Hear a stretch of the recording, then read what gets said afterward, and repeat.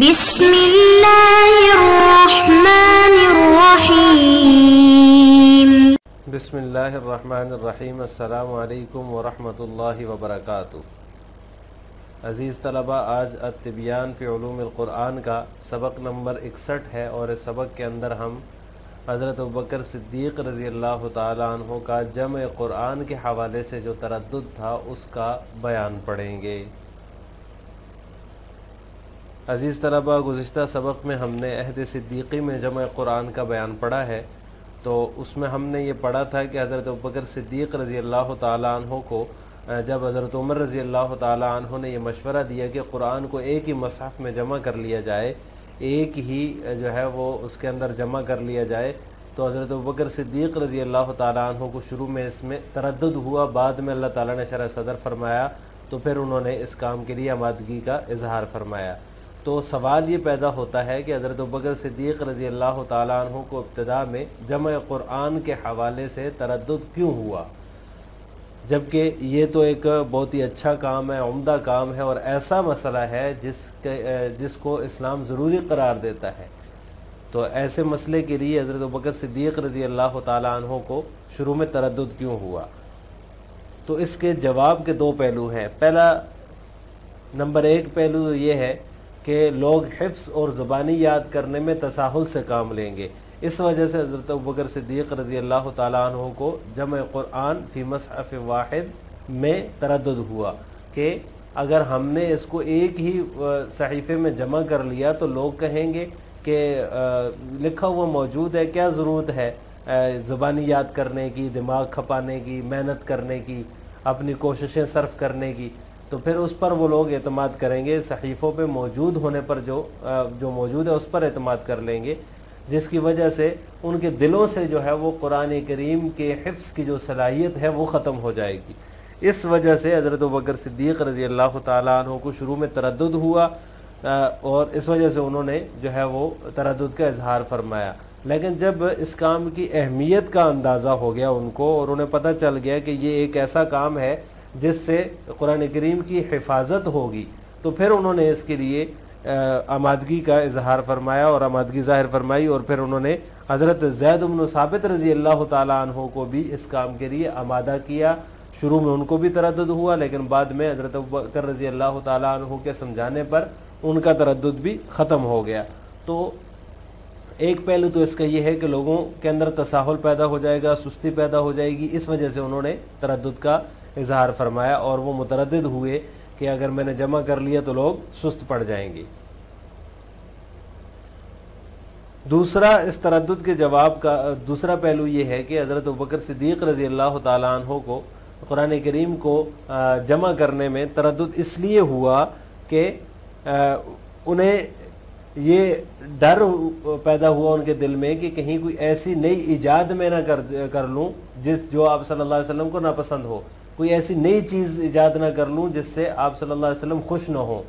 اس لیے انہوں نے فرمایا کہ میں وہ کام کیسے کر سکتا ہوں جو رسول اللہ صلی اللہ علیہ وسلم نے نہیں کیا۔ اسی وجہ سے شاید وہ ڈر رہے تھے کہ یہ جو ایجاد ہے، یہ جو نیا کام ہے، یہ انہیں مخالفت میں اور بدعت میں مبتلا نہ کر دے۔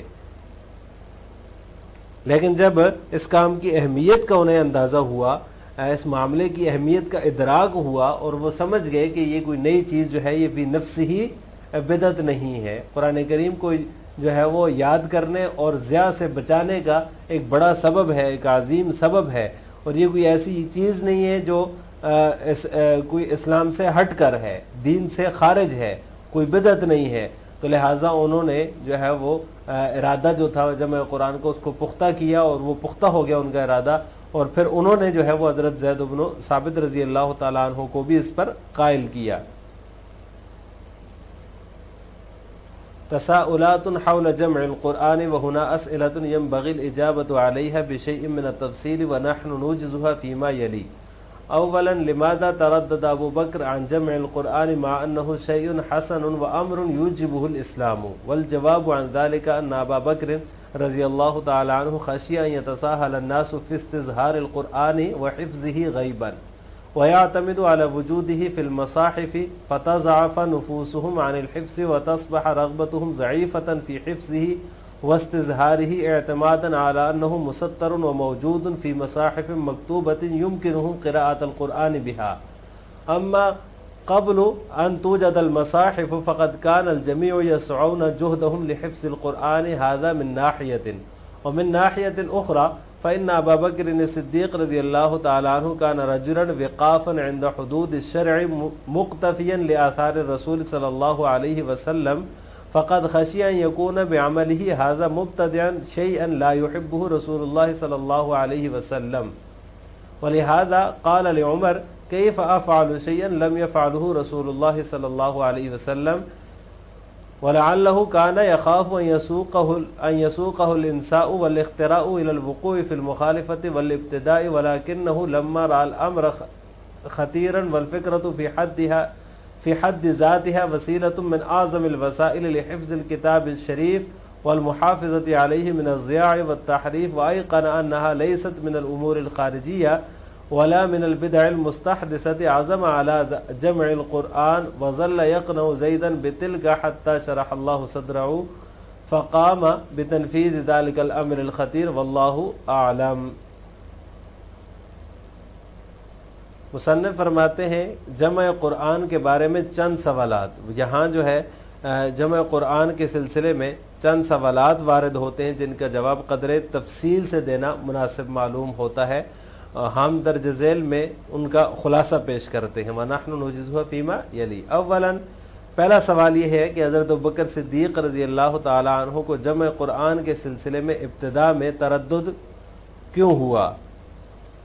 बावजूद कि वो एक उम्दा काम और ऐसा मसला था जिसे इस्लाम ज़रूरी करार देता है।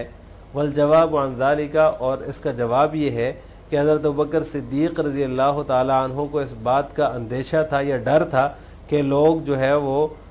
हिफ्ज़ और ज़ुबानी याद करने में सुस्ती का मुज़ाहरा करेंगे और वो सहीफ़ों पे मौजूद होने पर एतमाद कर बैठेंगे और जिससे उनके जो है वो क़ुलूब हिफ्ज़ क़ुरआन से आजिज़ आ जाएंगे और उनकी रग़बतें जो है वो उसके हिफ्ज़ और याद करने में मांद पड़ जाएंगी। अला अन्नहु मुसत्तरुन मौजूदन फ़ी मसाहिफ़ मकतूबा, क्योंकि वो कुरान के मसाहिफ़ मतबूआ में मौजूद और मरक़ूम होने पर एतमाद करते हुए समझेंगे कि कुरान की तिलावत करना इनके लिए इन मसाहिफ़ के ज़रिए मुमकिन है, जबकि मसाहिफ़ में मौजूद होने से पहले जो है वो लोग अपनी कोशिशों को कुरान करीम के हिफ्ज़ करने में लगाते थे, सर्फ करते थे। हाज़ा मिन नाहियतिन, ये तो एक पहलू था। और मिन नाहियतिन उख़रा, और इस जवाब का दूसरा पहलू ये है कि हज़रत अबू बकर सिद्दीक़ रज़ियल्लाहु ताला अन्हु हुदूद शरअ के बारे में बहुत ज़्यादा तवक्कुफ़ करने वाले थे, मोहतात थे और आप सल्लल्लाहु अलैहि वसल्लम के हर काम में इत्तिबा के मुतलाशी थे। फ़क़द ख़शिया अन यकून बिअमली हाज़ा, तो उन्हें ये खौफ लाहिक हुआ कि अगर उन्होंने ये काम किया अन यकून बिअमली हाज़ा, कि उनके इस काम की वजह से कोई ऐसी चीज़ नई चीज़ ईजाद करने वाले वो ना हो जाएं, ला युहिब्बुहु रसूलुल्लाह सल्लल्लाहु अलैहि वसल्लम, जिससे रसूलुल्लाह सल्लल्लाहु अलैहि वसल्लम को जो रसूलुल्लाह सल्लल्लाहु अलैहि वसल्लम को नापसंद हो। वलिहाज़ा क़ाल लि उमर, इसी वजह से उन्होंने हज़रत उमर रज़ी अल्लाह तआला अन्हु से कहा कि मैं वो काम कैसे कर सकता हूँ जिसको रसूलुल्लाह सल्लल्लाहु अलैहि वसल्लम ने न किया हो। शायद कि इस बात से डर रहे थे कि ये ईजाद और इख्तिरा उन्हें जो है वो बिदअत और मुखालफत में मुब्तला न कर दे। वलाकिन्नहु लम्मा रअल अम्र, लेकिन जब उन्हें मामले की अहमियत का इदराक हुआ और वो समझ गए कि ये नई तजवीज़ फ़ी नफ्सिही कुरान करीम के याद करने और उसे ज़ाया और तहरीफ से बचाने का एक बड़ा सबब है, और उन्हें यकीन हो गया कि ये कोई इस्लाम से खारिज चीज़ नहीं है, वला मिनल बिदअल मुस्तहदिसा, और ना ही कोई नई बिदअत है, तो उनका जो इरादा था जमा कुरान का वो पुख्ता हो गया। और फिर हज़रत ज़ैद इब्न साबित रज़ी अल्लाह तआला अन्हु को भी इसका वो बराबर कायल करते रहे, यहाँ तक कि अल्लाह ताला ने उनको भी शरअ सदर अता फरमाया। फ़क़ाम बितनफ़ीज़ ज़ालिकल अम्रिल ख़तीर, اور انہوں نے اس جو ہے وہ بڑے کام کی جو ہے ایک محتم بشان کام کی ذمہ داری جو ہے وہ اٹھا لی۔ واللہ اعلم۔ لہٰذا آج کے سبق کا خلاصہ یہ ہوا کہ ہم نے حضرت ابوبکر صدیق رضی اللہ تعالیٰ عنہ کی طرف سے تردد کے اظہار کا جو جواب ہے اس کی تفصیل پڑھی ہے، ان کی طرف سے جو تردد کا اظہار ہوا تھا اس کا جو جواب ہے اس کی تفصیل پڑھی ہے۔ آخر میں آپ سے دو سوال ہیں۔ حضرت ابوبکر صدیق رضی اللہ تعالیٰ عنہ کو جمع قرآن میں تردد کیوں ہوا؟ نمبر دو، حضرت ابوبکر صدیق رضی اللہ تعالیٰ عنہ نے حضرت عمر کو جمع قرآن کے مشورے کے جواب میں کیا کہا؟ ان دونوں سوالوں کا جواب آپ نے کمنٹ باکس میں دینا ہے۔ السلام علیکم ورحمۃ اللہ وبرکاتہ۔